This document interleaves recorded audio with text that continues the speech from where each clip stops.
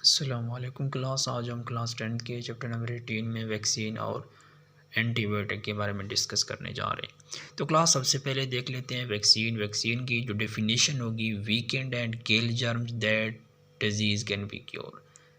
देखें, वैक्सीन जो होता है वो वीकेंड और किल जर्म पर मुश्तमिल होता है, उस डिज़ीज़ का जिसका हम इलाज कर रहे होते हैं। ठीक है, अब देखें वैक्सीन हमेशा, ये बात हमेशा याद रखिएगा, वैक्सीन जो होगा वो हमेशा वायरल डिजीज़ के अगेंस्ट इस्तेमाल होगा।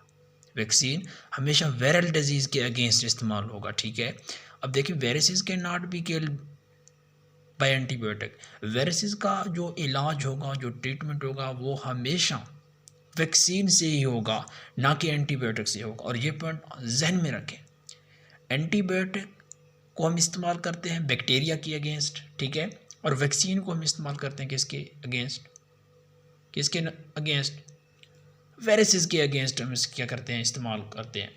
तो इसका कंसेप्ट सबसे पहले किसने दिया था? एडवर्ड जेनर सेंटेस था, उसने सबसे पहले वैक्सीन को डिस्कवर किया था। देखिए फर्स्ट वैक्सीन जो डिस्कवर किया था वो, उस साइंटिस्ट का नाम था एडवर्ड जेनर।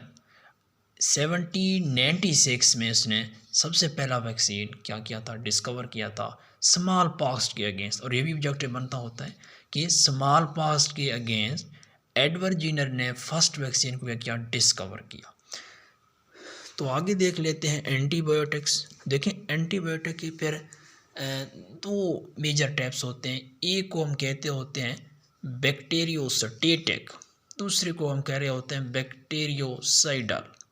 जो बैक्टीरियोसाइडल होता है वो ऐसे एंटीबायोटिक होते हैं जो बैक्टीरिया को ख़त्म करते हैं, किल करते हैं।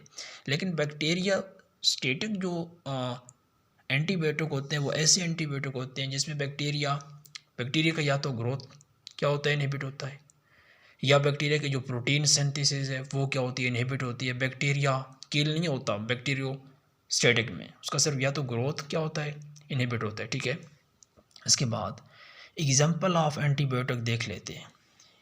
देखें जो पहला एग्जाम्पल है सेफेलोस्पोरेंस।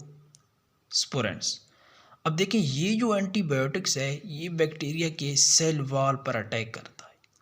जो ही सेल वॉल पर अटैक करता है बैक्टीरिया को, जो सेल वॉल होता है वो रैप्चर होता है, और रैप्चर होते ही बैक्टीरिया क्या होता है, किल होता है।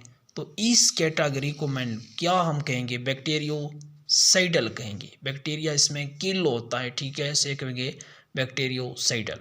अब जो दूसरा होता है फिनोमिना, जो दूसरा होता है, ठीक है, ये जो ट्रीटमेंट के लिए, ये जो सेफेलोस्पोरेन है ये निमोनिया की ट्रीटमेंट के लिए भी क्या होता है, इस्तेमाल होता है। निमोनिया की ट्रीटमेंट के लिए भी ये इस्तेमाल होता है। अब आगे मैं आपको बताने की कोशिश करूँगा जो दूसरा एग्जाम्पल है एंटीबायोटिक्स की, वो है टेट्रासाइक्लिन। अब आप देखें टेट्रासाइक्लिन की बात करते हैं। टेट्रासाइक्लिन ऐसे एंटीबायोटिक होते हैं जो प्रोटीन सिंथेसिस को क्या करते हैं, स्टॉप करते हैं।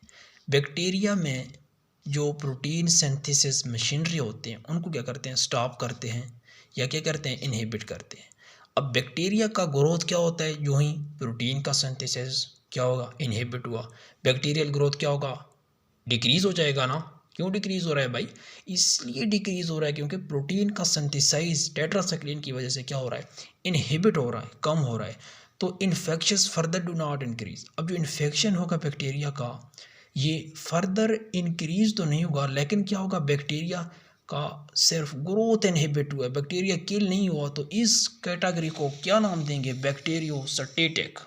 ठीक है, क्योंकि इसलिए मैं ऐसे कह रहा हूँ कि यहाँ बैक्टीरिया का क्या हुआ, यहाँ बैक्टीरिया का ग्रोथ डिक्रीज हुआ, बैक्टीरिया किल नहीं हुआ। ठीक है, आगे हम देखते हैं जो थर्ड है वो सल्फोनोमाइड्स। इसमें क्या होगा, बैक्टीरिया का जो फोलिक एसिड सिंथेसिस है क्या होगा, वो अफेक्ट होगा। फोलिक एसिड सिंथेसिस क्या होगा, वो इन्फेक्ट होगा। इसमें भी बैक्टीरिया क्या होगा, इस ग्रुप में भी बैक्टीरिया क्या होगा, बैक्टीरियोस्टेटिक में जाएगा, ना कि बैक्टीरियोसाइडल में। बार बार कह रहा हूँ, बैक्टीरियोसाइडल में बैक्टीरिया मुकम्मल तौर पर किल होता है, लेकिन बैक्टीरियोस्टेटिक में या तो ग्रोथ इनहिबिट हो जाता है, या प्रोटीन सिंथेसिस क्या होती है, इनहिबिट हो जाती है, कम हो जाती है। इसके बाद सल्फोनोमाइड जो होते हैं वो बैक्टीरिया के फोलिक एसिड पे क्या करते हैं, अटैक करते हैं। वो क्या होता है, वो रिटर्न होता है। फोलिक एसिड पर क्या करते हैं, रिटर्न होता है। तो बैक्टीरिया, वो भी बैक्टीरियोस्टेटा के ऊपर क्या करता है, वो भी उसी कैटेगरी में चला जाता है। और एक अदर हमारे पास ड्रग्स है जिसका नाम है थायोजाइड डायूरेटिक्स। अब ये जो ड्रग है ये ना एंटीबायोटिक तो नहीं है, लेकिन नॉट एंटीबायोटिक बट कंटेन सल्फोनाइड। इसमें ये एंटीबायोटिक नहीं है, लेकिन इसमें क्या होता है, सल्फोनाइड ग्रुप क्या होता है, मौजूद होता है। तो इसका जो काम है वो लोअर ब्लड प्रेशर, यानी कि ये ब्लड प्रेशर को क्या करते हैं, क्या करेगा, लोअर करेगा।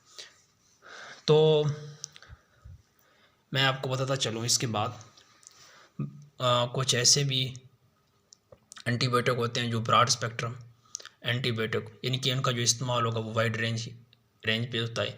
इसका एग्जांपल हम दे देते हैं, टेट्रासाइक्लिन वाइड रेंज है तो ब्रॉड स्पेक्ट्रम एंटीबायोटिक्स। इसके बाद जो दूसरा होता है वो नैरो स्पेक्ट्रम एंटीबायोटिक्स, ये मैनर रेंज पे क्या होते हैं, मैनर रेंज पे इस्तेमाल होते हैं, यूज़ होते हैं। तो आज के हमने इस टॉपिक में हमने जो जानने की कोशिश की वो बैक्टीरियोस्टेटिक और बैक्टीरियोसाइडल। फिर दोहराऊंगा, बैक्टीरियोस्टेटिक में बैक्टीरिया का या तो ग्रोथ क्या होता है, इनहिबिट होता है, या प्रोटीन सिंथेसिस क्या होता है, डिक्रीज होता है, ठीक है। लेकिन बैक्टीरियोसाइडल में बैक्टीरिया किल होता है, ख़त्म होता है। इसका जो एग्जांपल है वो सेफेलोस्पिरेंस। इसमें जो बैक्टीरिया होता है सेल वॉल पे क्या करता है, अटैक करता है, सेल वॉल रैप्चर होता है, बैक्टीरिया क्या होता है, किल हो जाता है। तो वैक्सीन को सबसे पहले एडवर्ड जेनर ने 1796 में क्या किया, डिस्कवर किया। कहाँ से, स्मॉल पॉक्स से, ठीक है।